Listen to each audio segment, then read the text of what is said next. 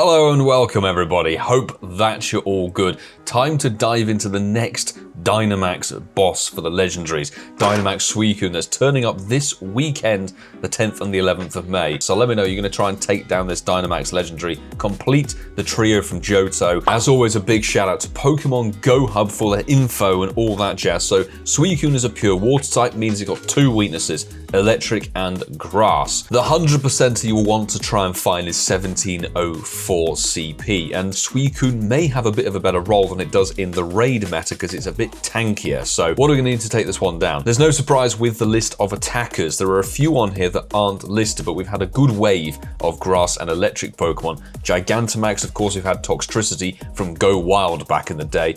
Gigantamax Venusaur has been featured twice now. We've had the Dynamax legendary stuff for Zapdos and for Raikou. Dynamax Toxtricity, of course, you can use the Dynamax variant of that one, and then Rillaboom in there as a regular Dynamax Pokemon.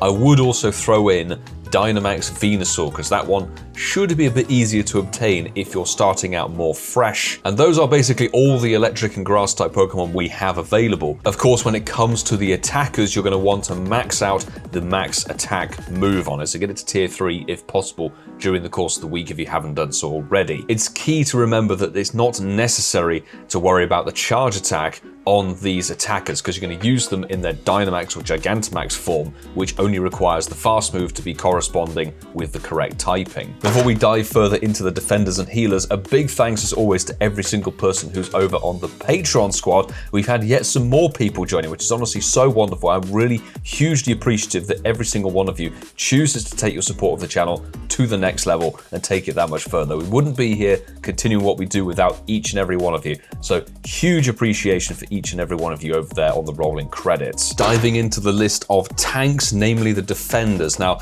there's an overlap, of course, between the defenders and the healers. You kind of want tanky Pokemon just so they can absorb the hits. Go Hub have once again got the Lapras, Dynamax, and Gigantamax slightly messed up, so it will be Gigantamax, Lapras. Of course, Dynamax Blissey, absolute tank. We had that not too long ago, so you may actually have one of those available. Dynamax Blastoise is pretty solid as a tank. Dynamax Venusaur is listed here, as well as Rillaboom, and finally, Gigantamax Snorlax is what it should say on there. Of course, not everybody has access to Gigantamax Pokemon, fully aware of that. So where can you go with this one? Well, Blissey, absolutely huge tank, the most HP heavy Pokemon we have. So that would be a really solid one to go for. And Chansey's been around for a little while as well. And Blastoise Dynamax as well is going to resist the moves that Suicune has. So I'd probably say Blissey and Blastoise, the two Bs. There's a few extra notes in here, which of course we talk about basically spamming the fast moves to charge up the max meter as fast as possible. You really want your fast moves on your tank Pokemon to be the quickest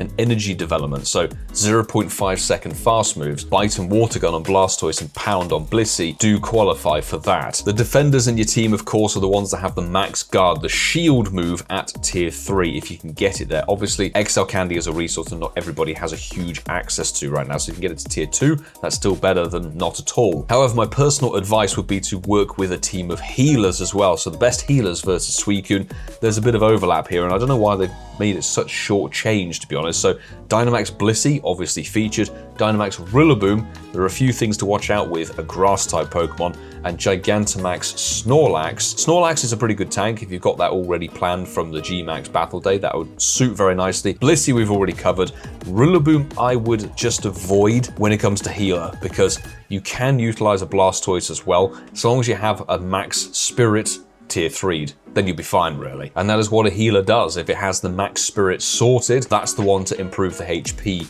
on all of the Pokemon within the whole team. Max Guard only affects you as an individual. It draws the next big attack to you. There seems to be some issues with charged attacks coming from the D-Max and Gigantamax bosses at the moment, where the shields don't really do very much. So just bear in mind, at the moment, Guard doesn't really suit very well. If you still have a G-Max Lapras available as a healer, it's still probably a really solid one to utilize. But when it comes down to the Dynamax Suicune moveset, of course, it's going to be throwing charge attacks at you. It doesn't bother with the fast attacks as far as we can work out. And there's 4 water moves and 1 ice move. And the ice move is going to be the one that does the most damage, specifically to the grass type Pokemon, and annoyingly Zapdos, because Zapdos is part flying. This is where G-Max Toxtricity and a few other Pokemon like maybe Blastoise as a tank and Blissey as a tank would work better. Otherwise, you're dealing with Bubble Beam, Water Pulse, Scald, which are all kind of smaller but faster charging charge attacks. Hydro Pump is going to be much like Overheat was on Entei.